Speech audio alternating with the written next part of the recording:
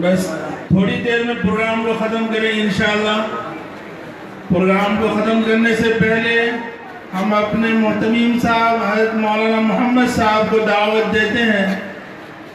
وہ اسٹیج پہ تشریف لا کر ہم طلبہ عزیز اور مہمانان کرام اور اساتذہ کے بیچ علماء جنگ آزادی کی کچھ تاریخی باتیں ہم سب کے سامنے پیش کریں گے انشاءاللہ. حضرت محتمیم صاحب.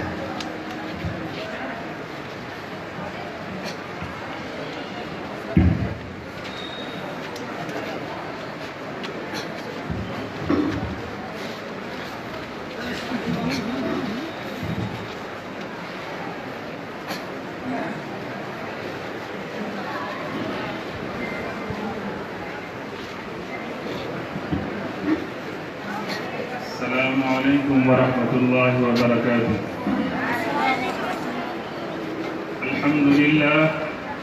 الحمد للہ وحدہ والصلاة والسلام علی من لا نبی بعدہ. حب الوطن من الایمان بھاری ہے، اس کو پکڑنا پڑے او گا کما سائیڈ میں قال کھڑے علیہ ہو الصلاة والسلام. محترم حضرات اساتذہ کرام اور ہمارے آنے والے مہمان اور عزیز طلبہ،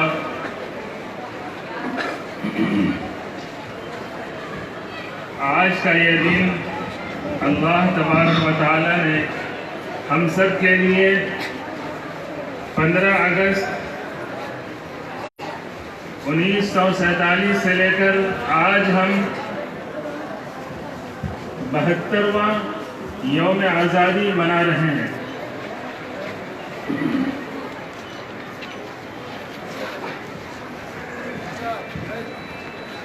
ہندوستان کی جو تاریخ ہے آزادی کی، وہ 1707 سے شروع ہوتی ہے اور بیچ میں 1799 میں شیر میسور ٹیپو سلطان، اس کے بعد 1703 میں شاہ ولی اللہ محدث دہلوی، اس کے بعد 1857 یہ 1857 میں جو ملک کی آزادی کا جو جوش اور ولولہ یہاں سے شروع ہوا اور یہ ملک ہمارا آزاد ہوا۔ اس ملک کی آزادی کے لیے ہمارے اکابرین نے، ہمارے پرکھوں نے جو قربانیاں دی ہیں وہ سننے کے بعد رونگٹے کھڑے ہو جاتے ہیں۔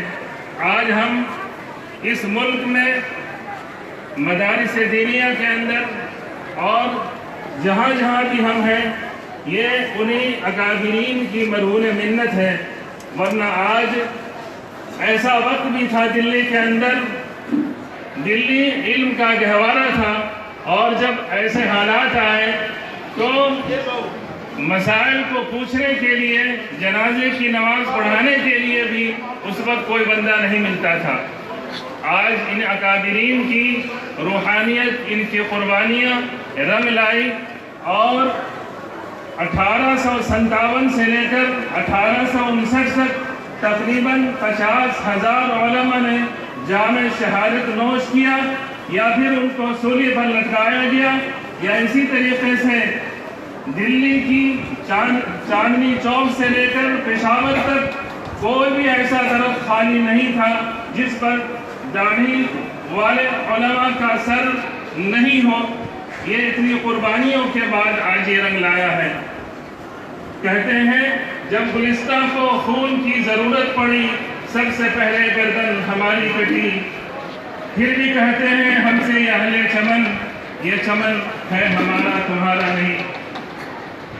اسی طریقے سے 1915 میں ریشمی رومال تحریک، اسی طریقے سے شاملی کا میدان، بالا کوٹ کا میدان، اور آخری بادشاہ بہادر شاہ ظفر جو ہندوستان میں آخری بادشاہ ہے، مغل بادشاہ۔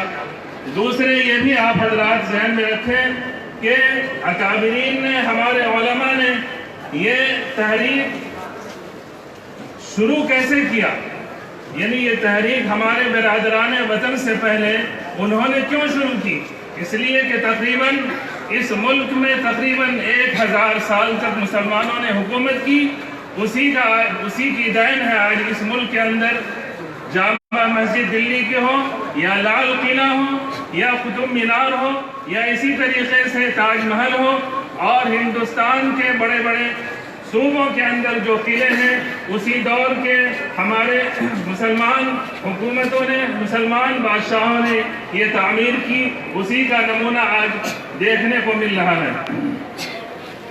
ضرورت اس بات کی ہے کہ اتنے کم وقت میں پورے تاریخ کا انحصار ممکن نہیں ہے۔ تقریباً 200 سال تک ہمارے برکھوں نے، ہمارے اکابرین نے یہ جدوجہد شروع کی۔ ٹیپو سلطان کے شہید ہونے کے بعد ایسٹ انڈیا کمپنی والے انگریز نے، جو گورے کہلاتے تھے اور گورے کہلاتے ہیں، انہوں نے یہ سمجھا کہ اب میدان جیت چکے، لیکن اس کے بعد اللہ تبارک و تعالیٰ نے شاہ ولی اللہ محدث دہلوی، اسی طریقے سے سید احمد شہید، شاہ عبدالعزیز محدث دہلوی، شاہ اسماعیل شہید، اسی طریقے سے علامہ فضل حق مراد آبادی، اسی طریقے سے مولانا برکت اللہ، مولانا عبید اللہ سندھی، مولانا رشید احمد گنگوہی، مفتی کفایت اللہ، مولانا سید حسین احمد مدنی، مولانا محمد علی جوہر، مولانا حضرت موہانی، مولانا انور شاہ کشمیری، مولانا حبیب الرحمان لدھیانوی، اسی طریقے سے مولانا عطا اللہ شاہ بخاری. یہ حضرات یہ جو نظروں میں تھے، جنہوں نے یہ قربانی دی اور یہاں تک پہنچے.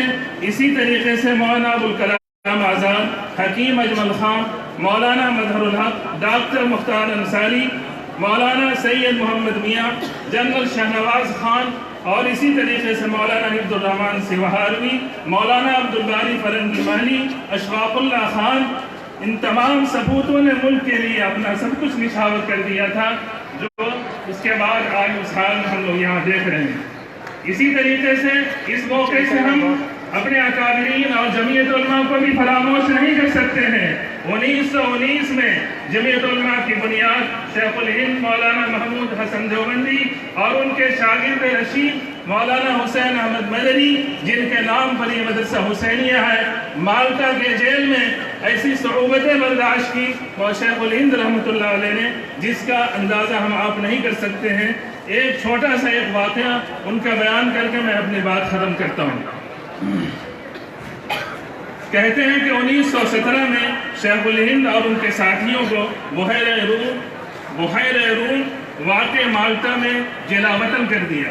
جلا وطن کا مطلب اپنے گھر سے دور، یعنی ان کو وہاں رکھا. مولانا سید حسین احمد مدنی، مولانا عزیز گل پشاوری،